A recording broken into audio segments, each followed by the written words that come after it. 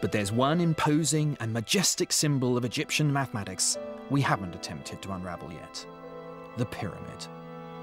I've seen so many pictures that I couldn't believe I'd be impressed by them. But meeting them face to face, you understand why they're called one of the 7 wonders of the ancient world. They're simply breathtaking.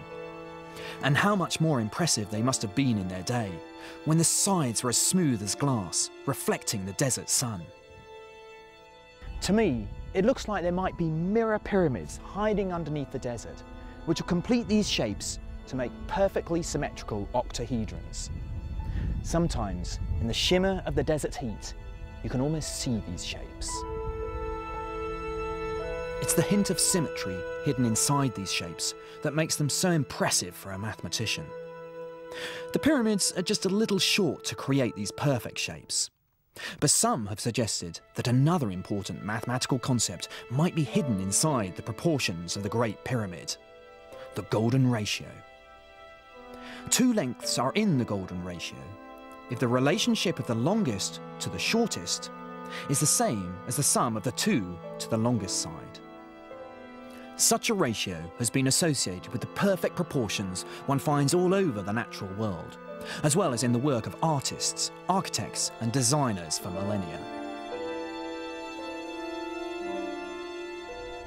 Whether the architects of the pyramids were conscious of this important mathematical idea, or were instinctively drawn to it because of its satisfying aesthetic properties, we'll never know.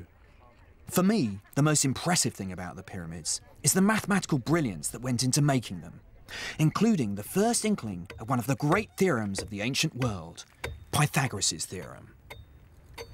In order to get perfect right-angled corners on their buildings and pyramids, the Egyptians would have used a rope with knots tied in it.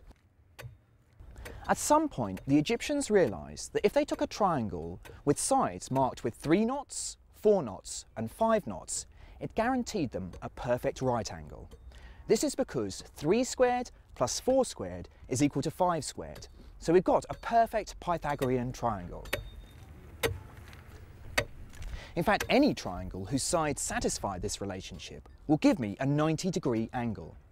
But I'm pretty sure that the Egyptians hadn't got this sweeping generalisation of their 3-4-5 triangle.